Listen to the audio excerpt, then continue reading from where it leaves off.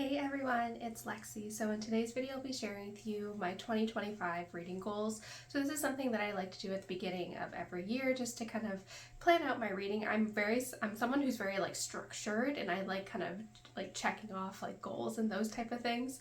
So I always like to do this every year, and I have 5 goals that I want to kind of achieve, or kind of guidelines that I would like to kind of structure my reading around. So without further ado, let's get started. So my first goal is, as always, to read 50 books in 2025, and this is a goal that I've had for many years. I think 50 books is always something that is achievable for me. Sometimes I I am scrambling to the last minute to get 50, or sometimes I surpass it by a lot. So it just depends on the year.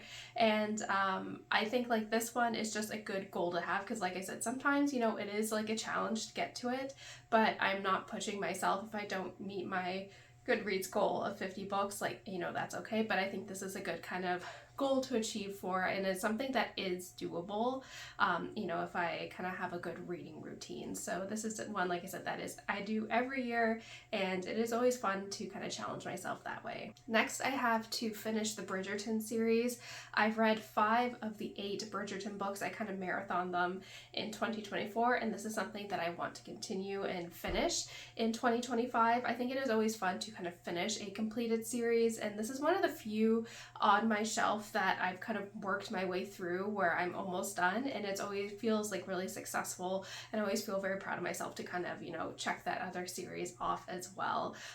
So this is my second goal as well. Some of the books, they're also kind of light fluffy reads, so if I'm reading a intense murder mystery, or fantasy or historical fiction, I always kind of gravitate towards one of these if I want something a little bit lighter, a little bit easier to read. So they're a good kind of refresher of kind of intense reading to pick up something a little bit more light. Next, this is an author that I really want to focus on in 2025, and it is Robin Hobb. I kind of want to marathon all of her books.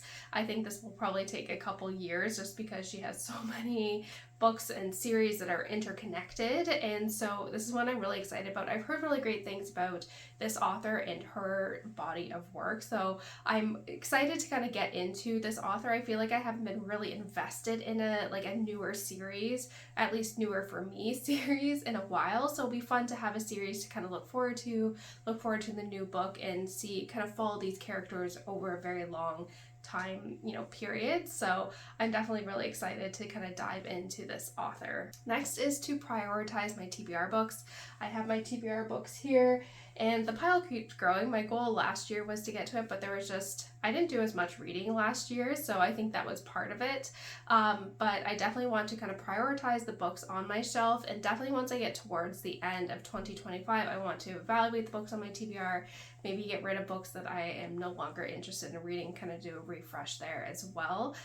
So definitely want to kind of work on taking this big pile of books down, but it's good. It gives me a variety if I'm feeling more historical fiction or fantasy or murder mystery. I have a good variety of books on my shelf here that I can kind of choose from. And lastly, for the past couple years, I've been on a book buying ban, and for the most part, I did a really good job in 2023 following that, and then 2024, I was doing a really great job, and then the election happened, and then I just was stress buying, and everything just kind of went out the window. So I've kind of found it's very similar to, I guess, restrictive eating, is that if you are being restrictive with certain foods or those type of things, you end up kind of not binging, but kind of overeating or indulging, and that restrictive behavior leads to kind of that excessive consumption, basically. So this is how I want to kind of tackle my book buying this year, is want to do it more intuitively, intuitive eating, basically. So there are a bunch of new releases that I'm excited about that I always kind of want to pre-order. Those are the ones that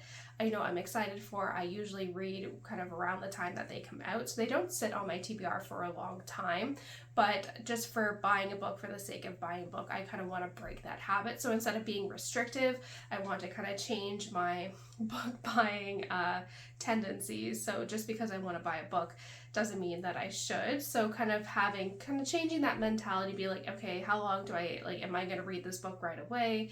Do I need to get it immediately? Those type of things. So I think kind of instead of being restrictive, instead of changing and being intuitive with my reading and really with my reading purchases, I think that will make a big difference. So we'll see, because like I said, I did a really big haul last month with all the books that mostly that I got kind of post-election kind of stress buying. So I definitely want to kind of change my focus more on kind of my habits and kind of tackling that instead of being restrictive. So that's it, guys. Thank you so much for watching. I hope you enjoyed this video.